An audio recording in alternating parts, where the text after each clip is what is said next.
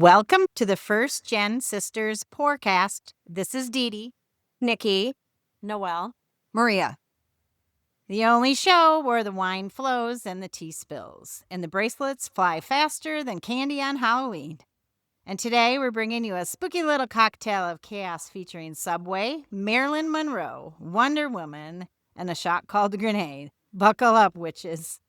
But first, Maria's going to give us a quick rundown on our Que Sera bracelets, because if you're new here, you're probably wondering why we're handing out beads like Mardi Gras moms on a mission.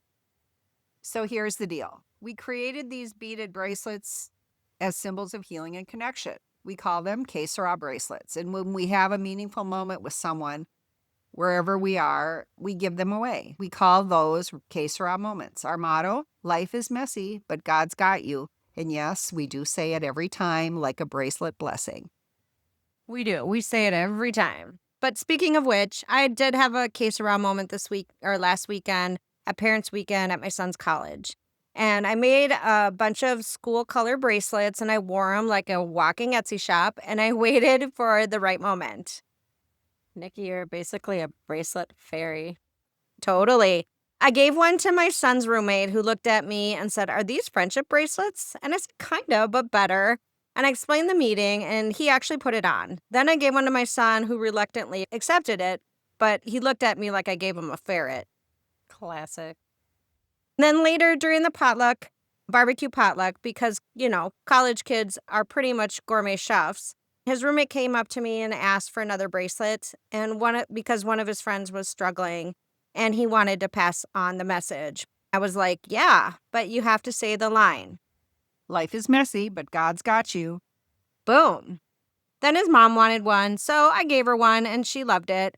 And then I got a text from my son the next day saying his friend loved it and it made his day. So yeah, bracelets are not just for girls. Nikki, that was a Que Sera win. Now let's talk about our hilarious adventure in Anoka, a.k.a. the self-proclaimed Halloween capital of the world. It's official. We saw it on a banner, so it must be true. All right, so we hit up MaGillyCuddy's. It's a tiny little bar with big Halloween energy. It's an Irish bar. The ceilings are tin, the spooky decor, and a crowd that ranged from like 21 to like 91. Okay. Shout out to Elaine with the orange belt, orange earrings. 10+8 hairdo. Yeah, She's awesome. she was awesome. We also discovered Deep Eddy vodka was served there, which I love. Grapefruit flavored, straight from Dripping Springs, Texas. I made everyone sip it. It was so good, I didn't even need a mixer.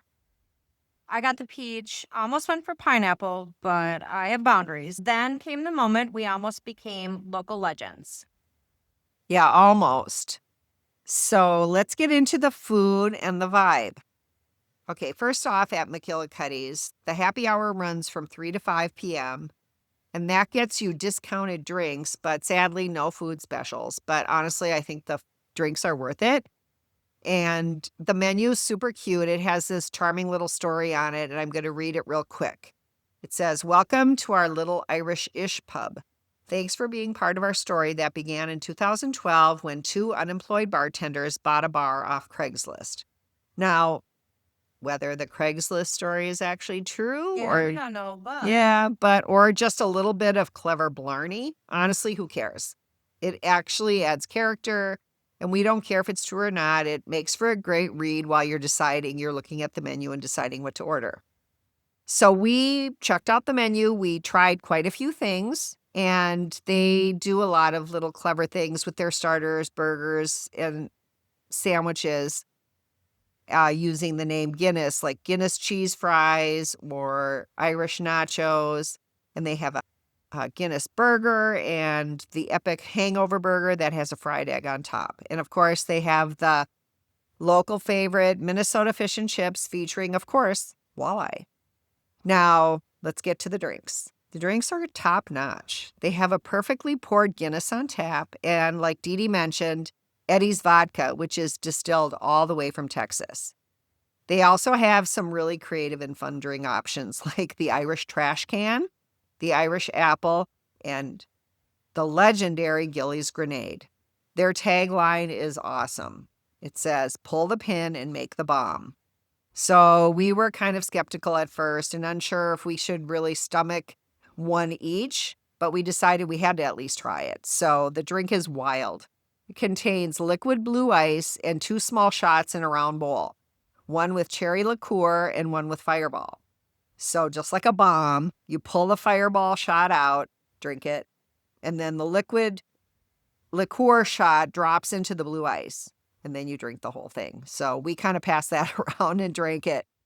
It was super good. It was, I posted a picture of it on Instagram. yeah, it's like surprisingly delicious because, they have this video screen. One of their TVs has a loop of people that do the Gilly's grenade. We might go back to video the experience. So I think what you do is you take you video it and then you upload it to them and they'll put it on your loop. They post it on their big screen. And honestly, we talked to our server and she said that the Gilly's grenade is like a massive seller for them. She said the bar moves about 19,000 of them annually. So it keeps the bar really in business. It keeps them running. So honestly, if you go there, you got to try the Gilly's grenade. And next time we'll video it, so We the totally 4 of us will be on the loop. Oh, you can see us with our little shirts on. Overall, the food was excellent across the board. And honestly, seriously, I think Noelle ordered the sweet potato fries with honey and sriracha aioli. They were fantastic.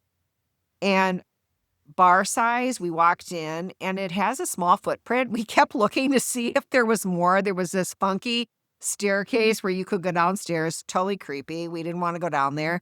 So there's just a few high tops, some booths, and bar seats. But it actually makes it feel kind of packed with energy. And there was honestly a friendly crowd of regulars and newcomers like us. If you're in Anoka, and especially if you're there around Halloween time, you have to stop in and check it out.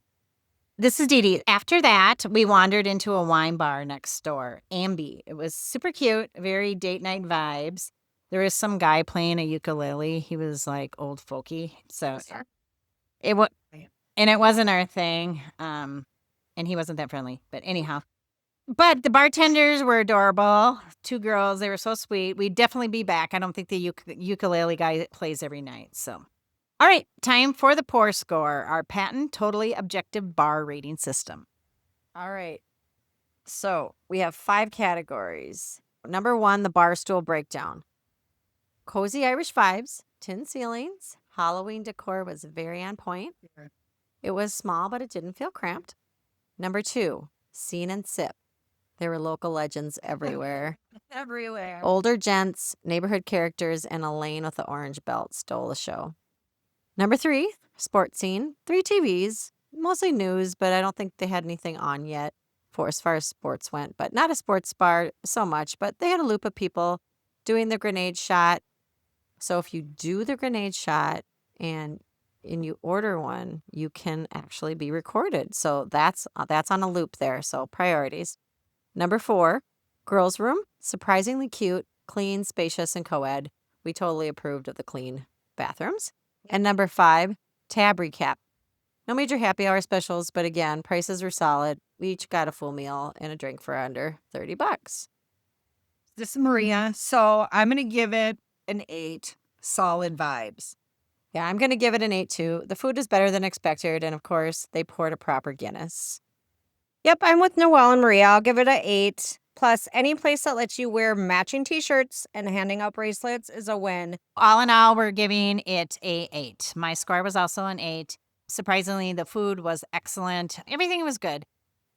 So we give it a sister stamp. Since this is our Halloween episode, we want to tell a funny story. And this episode is brought to you by Poor Decisions and Great Costumes.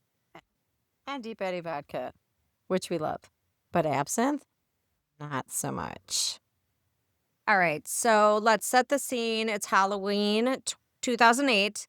The kids are out trick-or-treating at Dee Dee's house.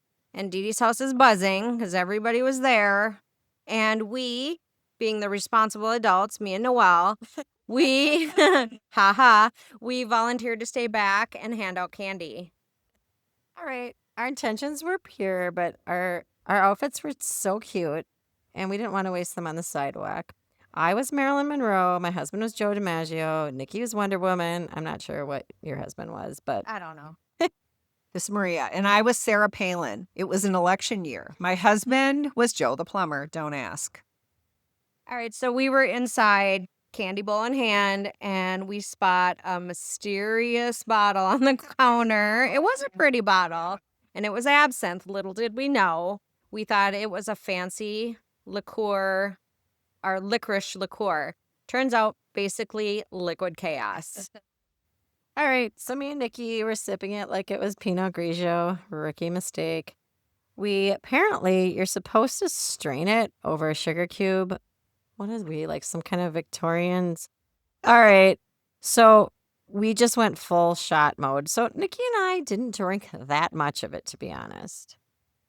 And then the absinthe kicked in. Suddenly, Joe the plumber was wearing an NFL helmet from Dee Dee's collection, and Noel tried to grab his plunger, but missed. Yeah, so he fell into the wall, helmet first, left a dent. Thank God for head protection. Whatever. So meanwhile, Nikki and I went full ghost mode upstairs. We put ourselves to sleep in our costumes. Well, we thought we were in our costumes by 9:30.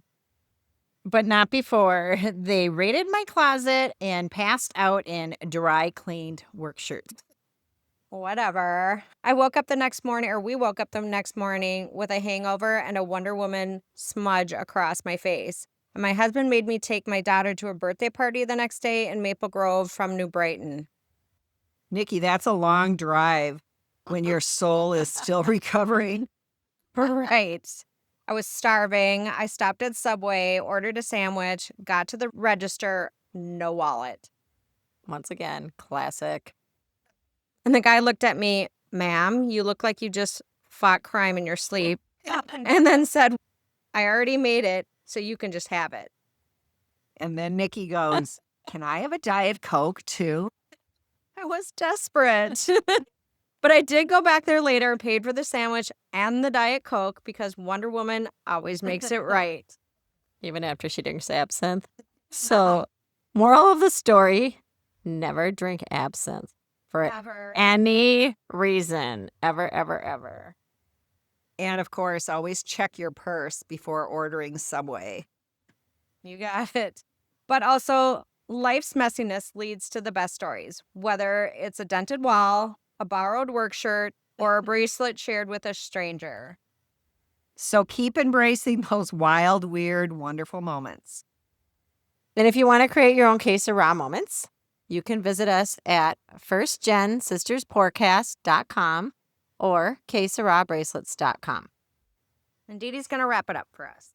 So subscribe, follow, leave a review, send a message.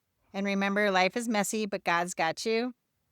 That's it for this week for the First Gen Sisters PourCast. Whether you're Wonder Woman, Marilyn Monroe, or just a mom with a purse full of bracelets, remember, life is messy and God's got you. And maybe a shot of Fireball, too.